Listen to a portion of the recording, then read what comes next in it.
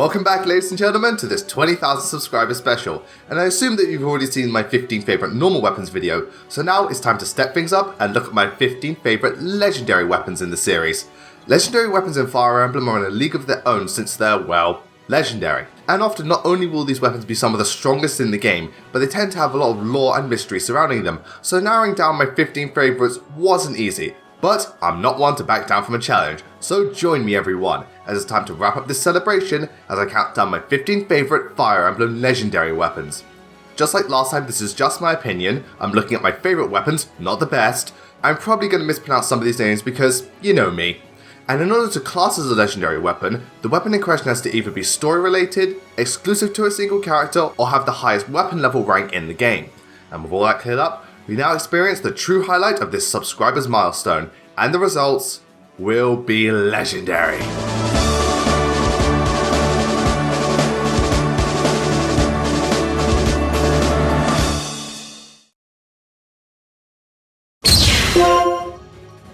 Brunhilda. The first of the legendary weapons in Fates, Brunhilda, despite being the weakest of the weapons, still has its uses and is a damn good weapon in its own right, much like how Leo is my least favourite of the four brothers, but still pretty good, so I guess it's fitting that Leo's tome lands at the bottom. Don't take it personally, dude, I still love ya. Brunhilda for a legendary weapon isn't particularly powerful, having only 10 might, but 10 might in of itself isn't bad, plus 80 accuracy is good, and other bonuses like 10% critical evade and being able to cut the enemy's magic attack in half helps to add to this tome's potency. This will pretty much be the only weapon you need to use for Leo, aside from maybe a Levin sword, since it's very reliable and is a powerful tome that doesn't have any major downsides, which is more than I can say for the other tomes in the game. I also like how this tome is named after the Valkyrie Queen of Iceland, and the attack animation is awesome. Death by trees, dude. Death by trees. Despite being the worst of the Fates legendary weapons, Brunhilda is still a great tome and will make Leo a very destructive force on the battlefield, and I don't say that lightly, considering the competition. Wing Spear. Not exactly a legendary weapon, but Shida's personal weapon is so good that she can easily be a front runner for the team and one of the most powerful units, even against some of the strongest enemies in the game, and considering she's just a Pegasus Knight, that's certainly saying a lot. The Wing Spear is essentially the lance equivalent to the rapier, since it deals additional damage to cavaliers and armoured units. Now that is already pretty good, but what makes this even better is that it gives Pegasus Knights a much needed advantage over those particular classes, and its base stats are very solid as well, with 8 might, 90 accuracy, 10% crit, 28 ammo and only 4 weight.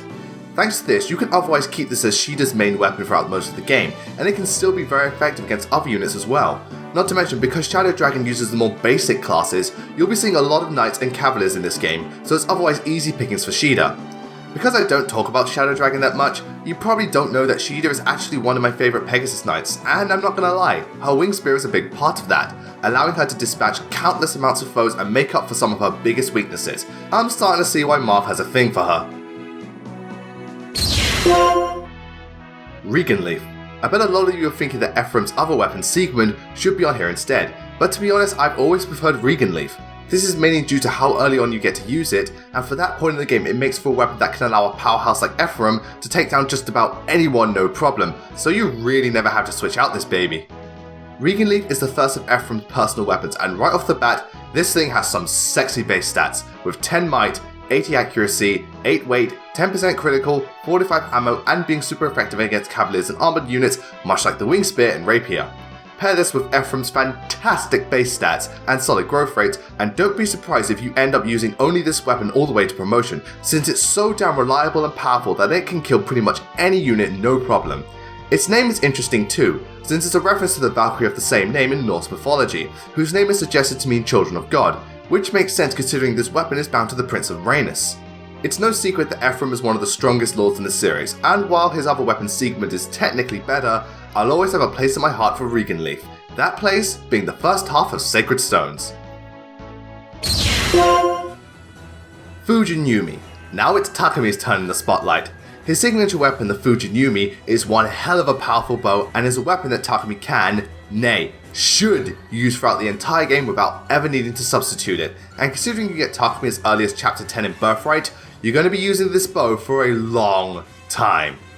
The Fujin Yumi for such an early weapon is very powerful, coming in with 14 might, 70% accuracy, 5% crit, 10% avoid, and the added ability to allow Takumi to lower the movement cost of terrain by 1, allowing him to easily scale mountains and other types of terrain. On its own, this is one hell of a powerful weapon, but the fact that you can use it so early on and it belongs to a unit like Takumi just makes this baby so damn good. Honest to god, you will never need to switch out this weapon, since its base power combined with Takumi's stats and growth rates make it so that Takumi can walk through Birthright almost as well as Ryoma can. The design of this bow is great, and I like how the arrows manifest themselves. The name is also a reference to the god of wind and storms Fujin, who appears in Japanese mythology.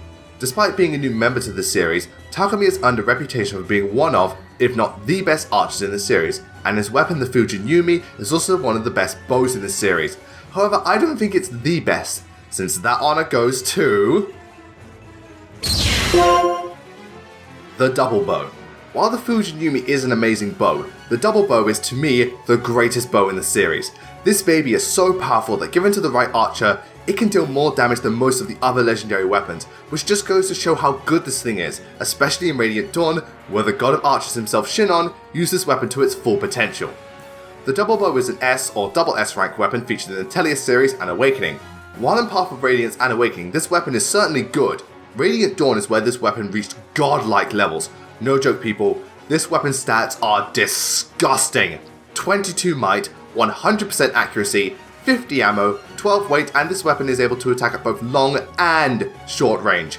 Holy shit, this weapon is nuts!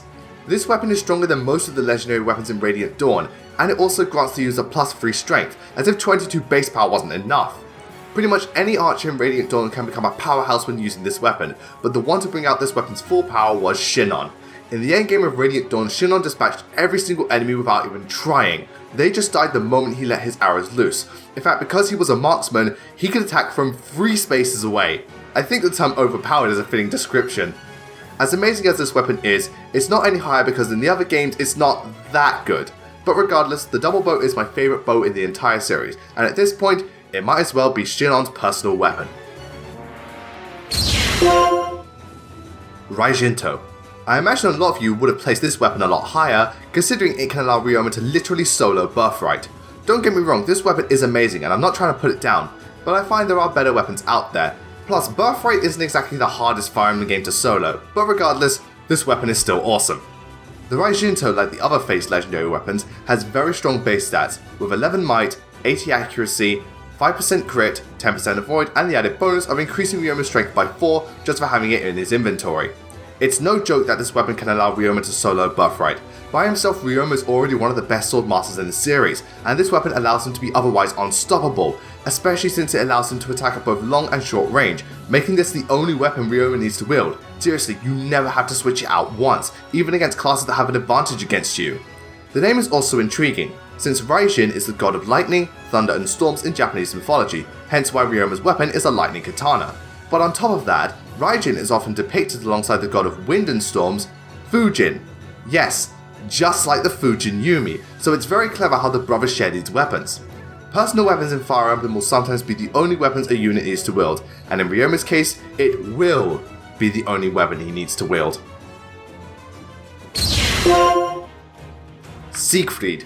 Next up on the list of Fate's weapons is Xander's signature weapon.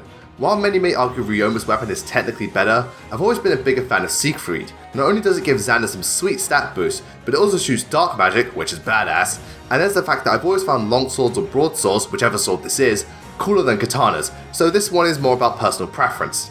Stat-wise, Siegfried is otherwise identical to Raijinto. Same might, same accuracy, same crit, etc. The only difference being Xander gets +4 defense instead of attack.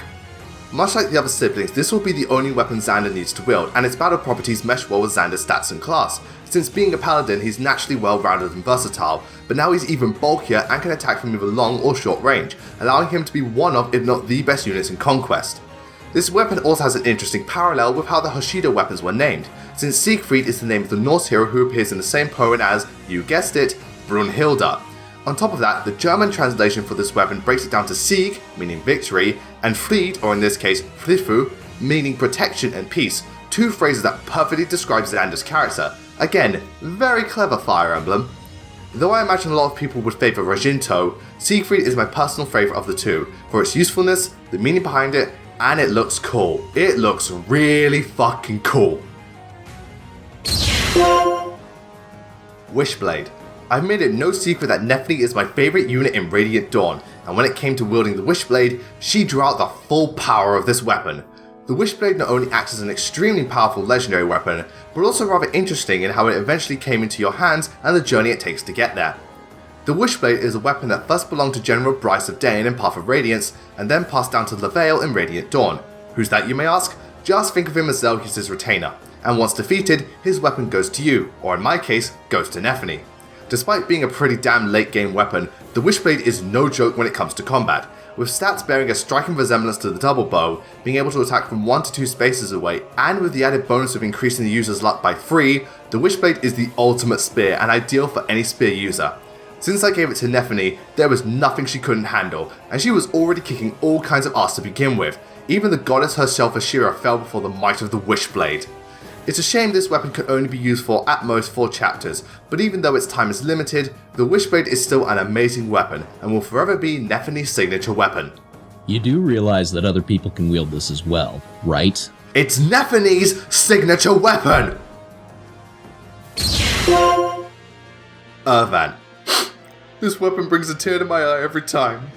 Despite losing to the Black Knight, Grail's personal weapon still stands as an insanely powerful axe, and quite the surprise present in Radiant Dawn's endgame.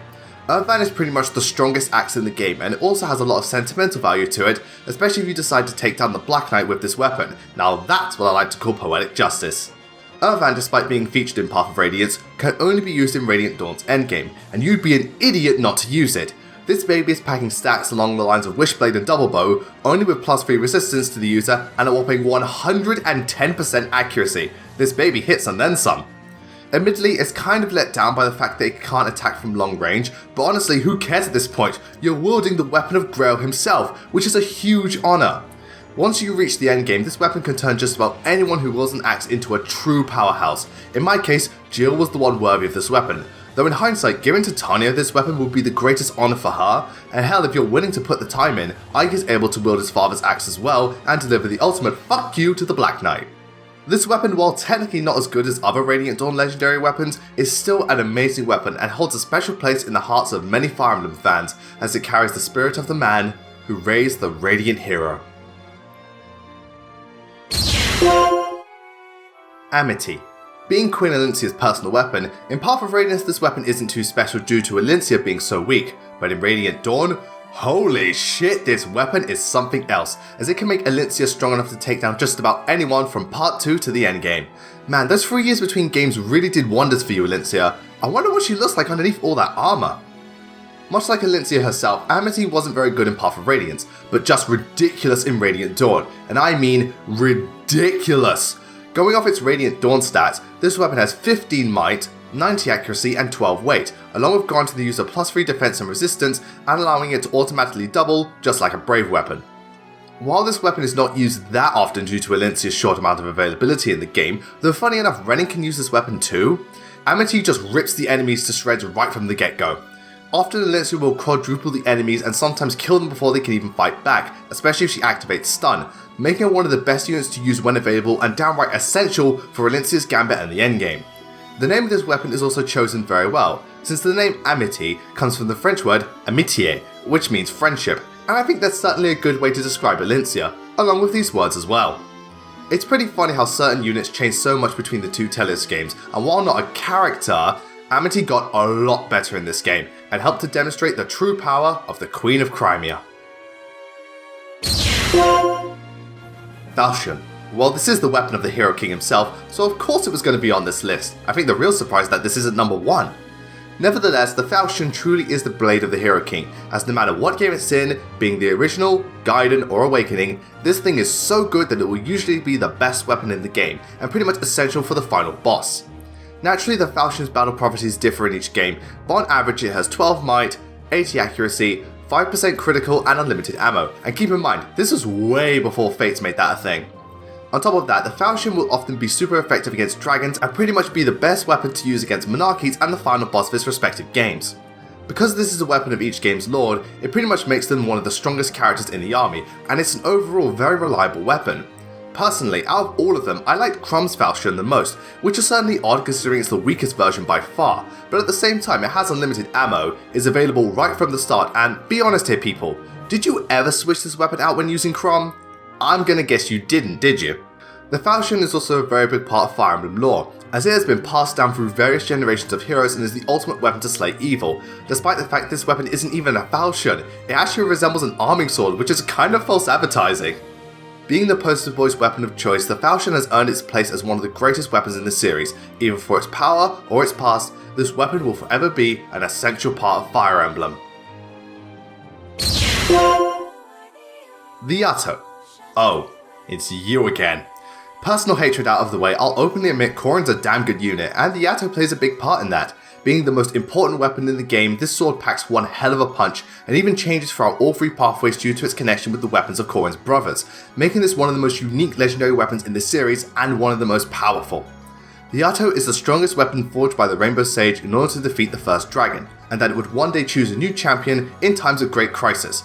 Personally, I think it chose poorly. The Yato is unique as it has the most forms and variations out of any weapon in the series, having up to 7 different variations, and depending on the pathway in question, it changes into the Alpha Yato, Grim Yato, Noble Yato, Shadow Yato, and even Blazing Yato. Any more forms we would have the Sacred Yato and the Radiant Yato. Because of all these forms, the damage from this thing varies as well as the additional stat boost they grant you, but starting out it's got 9 might and 85% hit, so it's got solid stats from the get-go, and it only gets stronger the further you go along. This is what I find to be the best part of the Yato, since I think all the different forms are a wonderful way to tie them into Corrin's relationships in each story, as well as keep the player invested with a constantly changing main weapon. It's pretty funny that the best thing to come out of Corrin was his weapon, but hey, it's a damn good weapon. Being one of the most original and strongest weapons in the series, I'm starting to see where all the effort went in regards to Corrin. The weapons of the Scouring. I'm putting all 7 of these weapons in this spot since honestly I couldn't choose a favourite out of all of them, and since they all function very similarly and share the same lore, it made sense to bunch them all together. These weapons act as the strongest weapons in the Alive games and are a big part of both 6 and 7 stories, more so 6. In fact, they are tied to the entire history of those games' lore, a lore which can make for a damn good prequel. Hey man, if Fire Emblem Warriors can become a thing, this isn't impossible. The weapons of the Scouring consist of 7 weapons used to defeat the dragons back in the war between man and the dragons. Though these weapons' stats vary, on average they have 16 might, 80 accuracy, 12 weight, and they add +5 to certain stats, as well as being super effective against dragons. The only downside to these weapons is that they only have 20 uses, but to be honest, that's all you really need, since these weapons are insanely powerful and can outright one-shot enemies, even bosses in some cases. Despite being legendary weapons in Binding Blade, they can be used by any unit that has a high enough weapon level, so once you've established who your best units are, give them these weapons and let them go to work. These weapons are also some of the most plot-relevant weapons in the series, as the ones who use these weapons against the dragons went on to establish the various countries within Alive, and are the key to both the events of Blazing Sword and Binding Blade. Though a bit more scarce compared to other legendary weapons, the weapons of the Scouring stand as some of the most impressive weapons in the series from both a story and gameplay perspective. However, there was one weapon that was the greatest of the Scouring weapons, and that weapon was... the Binding Blade. Ah yes, a weapon so good the entire game was named after it. A weapon that is key to the events surrounding Fire Emblem 6 and all that happened in the past. A weapon that allows Roy to take down just about anyone despite being a shit Fire Emblem lord. Yes, the Binding Blade is most certainly legendary, and in my opinion, it outclasses all the weapons of the Scouring because it's just that good. The Binding Blade is the last of the Scouring weapons you receive and Roy's personal weapon, so arguably this weapon is a lot more situational, but as the saying goes, save the best for last. Stat-wise, this weapon has 18 might, 95% accuracy, 10% crit and +5 to defense and resistance, as well as being able to attack at both long and short range, though it still only has 20 uses. Without a doubt, the Binding Blade is the best weapon in, well, Binding Blade, and it is so powerful that it can even allow a level 1 promoted Rory to take down a maxed out Sophia. The blade also plays a huge part in the game's story, as it was originally used by Bahamut to send Eden into a state of slumber at the end of the war, and now that she has awakened, Roy has to now take up the mantle to fulfill what Bahamut started. All in all, this weapon is just incredible. It's rich in lore, bursting with power, and is the entire focus of the first GBA Fire Emblem game, so what weapon could possibly top that? Or in this case, what weapons? Ragnar and Alundite. Without a doubt, these are my favourite weapons in the Fire Emblem series. They have fantastic base stats, their bonus effects are amazing, they can attack at both long and short range, they never run out of ammo, don't need to be switched out once equipped, and the story behind these blades and how they coincide with the events surrounding Ike and the Black Knight is truly legendary. The swords Ragnar and Alundite were originally swords wielded by the first apostle Altina, and eventually wound up in the hands of Ike and the Black Knight. These weapon stats are identical, with 18 might, 80% accuracy, 5% crit, 1-2 range, 20 weight, unlimited ammo, and plus 5 defense. Once you have either of these weapons in your possession, that is literally all you need for Ike and whoever you give Alundite to, Zerark! As these weapons are insanely powerful, insanely reliable, and just all around insane in how good they are.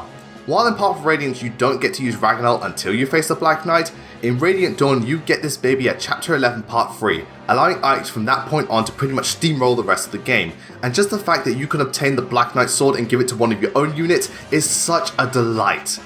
The weapons are also a big part of the Tellius game's lore, as they were first used in the war against Yune, and in the present they are pitted against each other, where Ragnar fights for Yune and Alundite fights for Ashira, mirroring the conflict between Ike and the Black Knight. At the end of the day, both Ragnar and Alundite are my favourite weapons in the franchise. Everything from their stats, their roles in the story, to even their designs of these swords is just outstanding, which is perfectly fitting for the signature weapons of some of the best characters the series has ever produced, and it's for these reasons that both Ragnar and Alundite take the #1 spot as my favourite legendary weapons in the Fire Emblem series. This has been Blazing Knight. I wish you all a great night, take care, and once again thank you all so much for making this channel reach 20,000 subscribers. It's been wonderful to see this channel grow so much and all the love and support from all you wonderful people, and I look forward to the next subscriber special where the truth is out and I finally reveal myself to the world.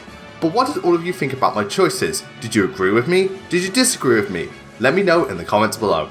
Anyway, thank you all very much for watching. Be sure to give this video a thumbs up and consider subscribing to my channel as well. Don't forget to follow me on Twitter at BLAZINGKNIGHT and also follow me on Amino as well. Also, big thank you to the King Bahamut for helping me out with this video. Anyway, that's it from me. I'll see you all next time.